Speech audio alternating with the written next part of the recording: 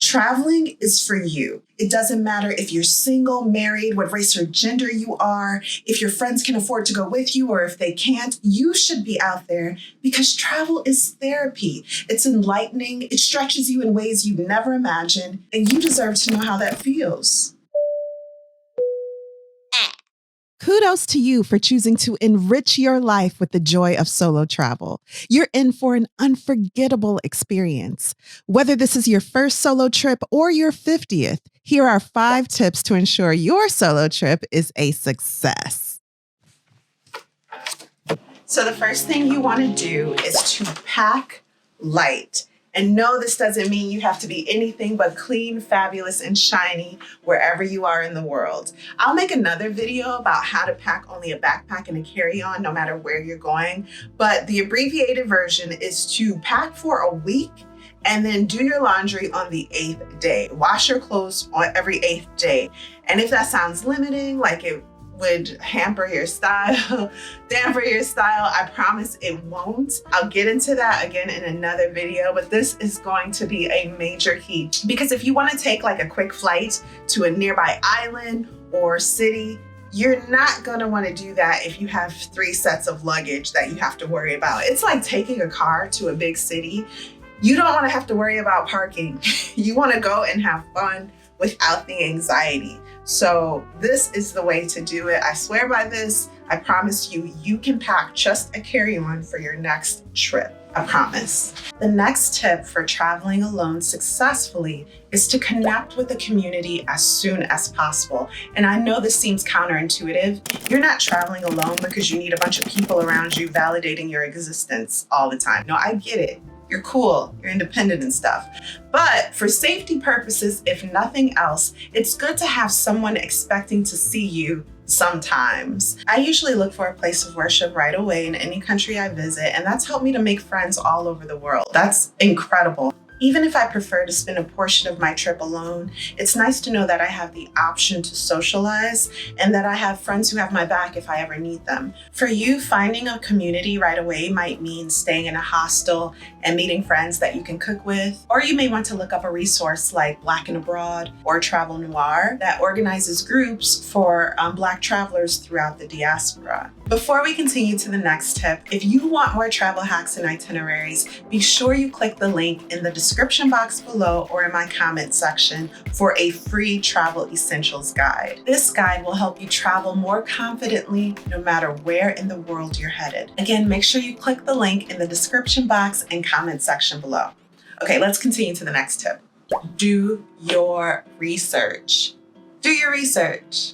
This includes looking up the safest neighborhoods, knowing which neighborhoods are sketchy after a certain hour. What is the local emergency number? Is it 911 like in the States or 112 like in the EU? If the local language is different than your own, then learn how to say please, thank you, where is the bathroom? How much does this cost? Do you speak English? Duolingo is a super popular app and I've definitely used it.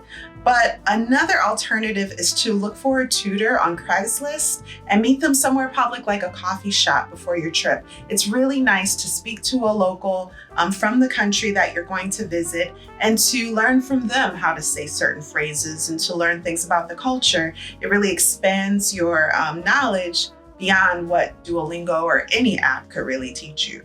The next tip is a bit technical, but I promise you it's super easy, and that's to download an offline Google map of your destination. Do this before you leave so you have no problem downloading it while you're abroad. Even if you have no service when you arrive, Google can track you. I don't know how, but I've seen it, and it actually comes in handy. Also, when you get lost, which is fine, I get lost all the time, you won't look like a tourist checking a map or a guidebook. You're just on your phone. Like you could be texting somebody. No one knows that you're panicking because you don't know where you're going and you're looking at the map you downloaded. Super discreet. It's clutch. Create a shareable itinerary and share it. Share it with your mom and dad, share it with your ex-boyfriend, share it with that friend that you haven't heard from. Because by giving your loved ones back home an overall idea of where you plan to be on a certain day at a certain time, you give them the tools they need to reach you if ever necessary. And that actually might be life-saving, not to scare you. I'm an over planner, but I don't have a lot of time. So I love TripIt for this reason. I have the pro version of the app. For me, there's nothing like it. It makes everything super easy. And this is my first video, so of course they're not sponsoring it. I'm being completely honest. Download TripIt. TripIt is a travel app that creates itineraries by integrating all of your plans into one place. It searches your email automatically for flight, hotel, restaurant information, and compiles all of that information into an easy to follow itinerary. A very interactive itinerary too. Like for restaurant reservations, for example, you can click on that restaurant reservation within the app and it'll give you the address, the phone number.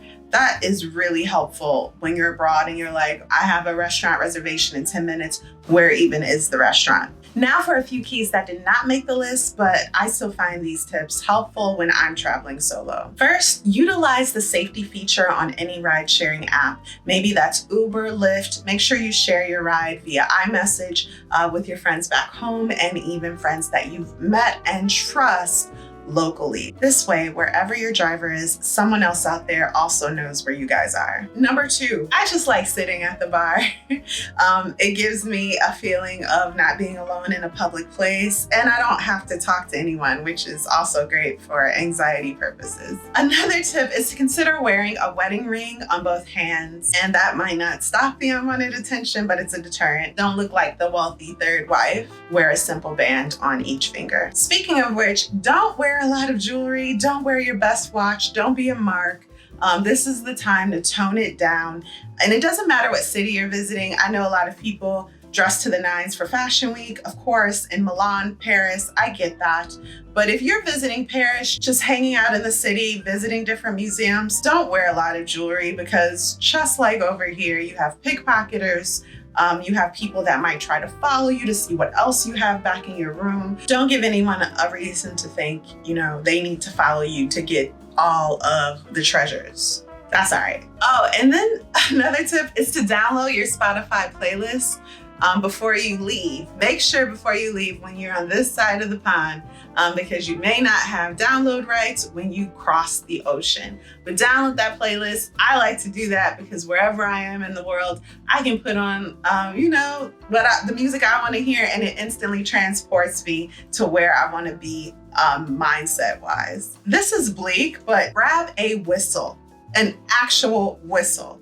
So few people have an actual whistle. I promise you that if you were to use it, you're gonna get someone's attention. So if someone comes up to you, grabs you, have a whistle ready. Other things like pepper spray, for example, mace can be confiscated. No one's taking your whistle. Go ahead, bring that whistle. Don't feel lame about it, bring a whistle. Okay, and last but not least, SIM cards. I'm a big fan of getting a local SIM card for any international city I visit. So my phone is unlocked.